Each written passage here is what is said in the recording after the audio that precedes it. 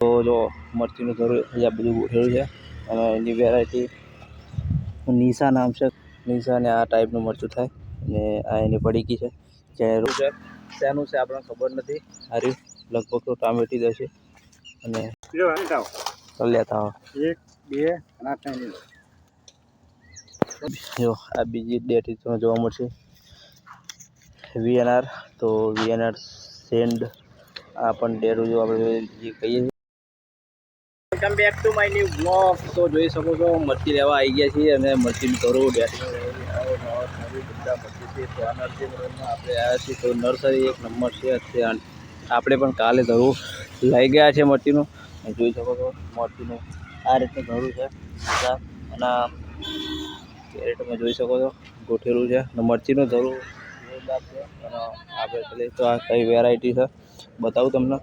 તો અહીંથી બહારથી નહીં ખબર પડે, એનું પેકેટ આપણે હાથમાં ચાલશું તો જ ખબર પડશે. તો જો મરચીનું ધરું અહીંયા બધું ગોઠવેલું છે અને એની વેરાયટી નિશા નામ છે કંઈક. આ મરચીનું નામ નિશા છે. તો બતાવી દો તમને, જોઈ શકો છો નિશાને આ ટાઈપનું મરચું થાય અને આ એની પડીકી છે.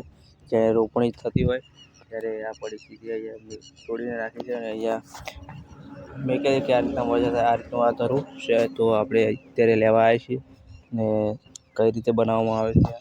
તો જો આવું ખાલી કેબેટ હોય અને આ મરચી દાબી અને આ એવું ખાતર જે આવા ભૂસું જેવું એમ નારિયેળનું આ બનાવેલો આવો અને એમાં આમાં ગોઠવીને બનાવીને આ રીતનું ધરું થઈ જાય છે.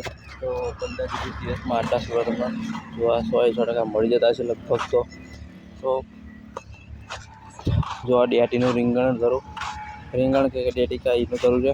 તો આ કેવી જાતની ડેટી છે એ આપણે તમને બતાવું પેલી સાઈડ જઈ તો એ પણ તમને બતાવી દઉં. તો ફાઇનલી ડેટીનું ધરું અહીંયા છે અને આ હજી નાનું એવું ધરું છે. શેનું છે આપણને ખબર નથી. હારી લગભગ તો ટામેટી દેશે અને આપ જો પેલું રીંગણનું ધરું તમને બતાવજો કે કઈ ટાઈપનું રીંગણ છે. તો એ ટાઈપના રીંગણ અહીંયા જો આ ટાઈપનું લેતા એક બે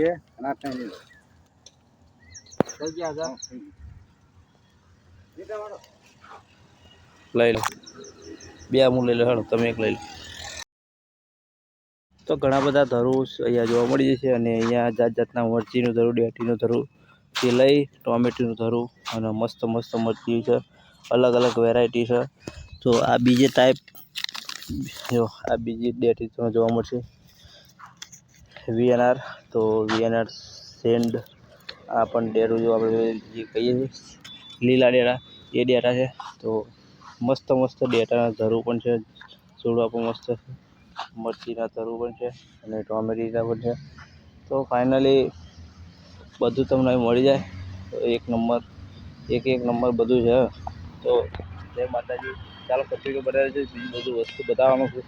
તો આપણે નર્સરીમાં આવ્યા છીએ આજ તો બધું બતાવવાના છીએ. ફાઇનલી હવે જવું પડશે પેલુંમાં તો હલકે જતા રહીએ. તો જો અહીંયા ટોમેટોનું ધરું છે. તો સુકાઈ ગયું છે લાગે છે. આટલું વધ્યું છે બાકી બીજું પછી નવું ધરું આપણને નાખેલું છે. ફાઇનલી અહીંયા ટોમેટોનું ધરું છે અને આ પાપડ નવું બધું નાખ્યું છે અને આપણે લેવાનું છે મરચીનું ધરું બીજી વાર. તો ચાલો ત્યાં જઈએ. કન્ટિન્યુ બનાવી રહ્યો એ બાજુ પણ છે ડેટીનું ધરું નવું છે. ફાઇનલી હું આવી ગયો ઘરે અને મરચી પણ રોપી ગયો. મરચીના આ રીતનું હતું. તો આ મરચી આપણે રોપીએ છીએ અને પેલી રોપી આપણા ભાઈબંધના ઘરે ઉતારી છે. તો આપણી મરચી કાલ રોપાઈ ગઈ છે. તો કેવી બની છે અને કેવું છોડો ખીલ્યો છે એ તમને બતાવી દો. જો ભાઈ કાલ રોપી તો આ રીતના છોડવા ખીલી ગયા છે.